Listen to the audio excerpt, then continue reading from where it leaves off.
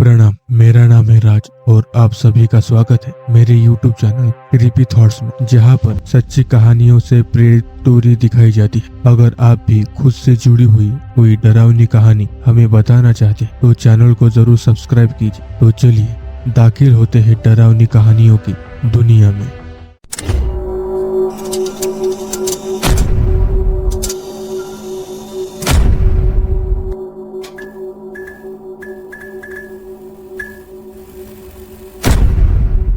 बरसात की वो रात कुछ ज्यादा ही खामोश थी।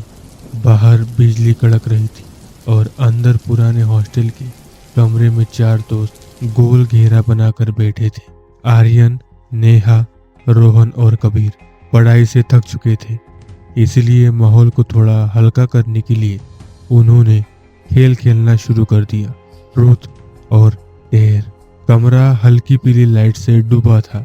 खिड़की के बाहर पीपल के पेड़ से हवा में अजीब तरह से हिल रहा था, मानो कोई फुसफुसा रहा हो। पहली बोतल घूमी और रुक गई नेहा पर। रुथ या डेर? आर्यन ने मुस्कुराकर पूछा। रुथ, नेहा ने कहा। सवाल हल्का था तो जवाब भी।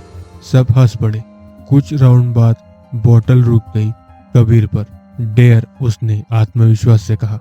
रोहन ने शरारती मुस्कान के साथ कहा, हॉस्टल में जो स्टोर रूम है वहां पर जाओ और वहां रखे पुराने आईने के सामने खड़े होकर 3 बार बोलो, जो जहां है वो सामने आए।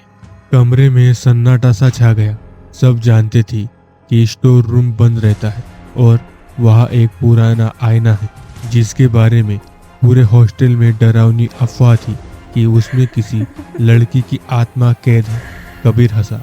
ये सब बकवास है और इन सब बातों से तो बच्चे डरते होंगे या फिर कोई और डरेगा, लेकिन मैं नहीं। कबीर हिम्मत से रूम से बाहर आया और टॉर्च लेकर स्टोर रूम की तरफ चला गया। कबीर उस आईने के सामने था। वो आईना दिखने में बहुत ज्यादा पुराना था, लगभग 20 साल या उससे ज्यादा भी पुराना। कबीर उस आईने के सामने कहता है कि जो जहां है वो सामने आए। ऐसा उसने 3 बार कहा। 5 मिनट, 10 मिनट। अचानक टॉर्च की रोशनी बुझ गई। कमरे में पूरी तरह से अंधेरा हो जाता है। दूसरी तरफ कबीर की दोस्त।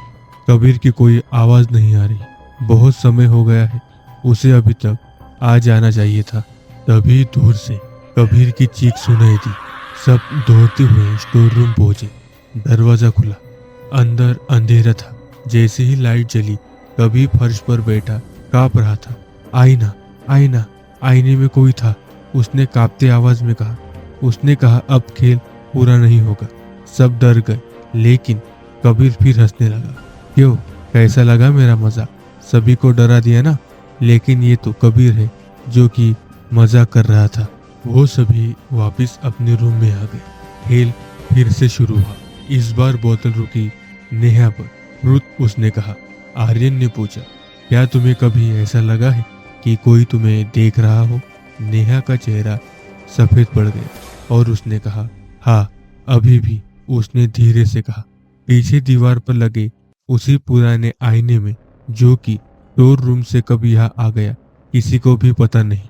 तभी एक परछाई खड़ी थी, लंबे बाल, बिना चेहरा। लाइट झपकी और आईने में से खून टपकने लगा। एक ठंडी आवाज गूंजी, ट्रूथ या डेयर? अब मेरी बारी। अचानक नेहा चीखी। रोहन जमीन पर गिरा पड़ा। कबीर गायब था। सुबह जब वार्डन कमरे में आया तो तीनों दोस्त बेहोश थे। कमरे में कोई आईना नहीं था, बस दीवार पर उंगलियों से लिखा था, खेल अधूरा है। बाकी आज तक कबीर कहाँ है, जिंदा है या मर गया, किसी को भी पता नहीं।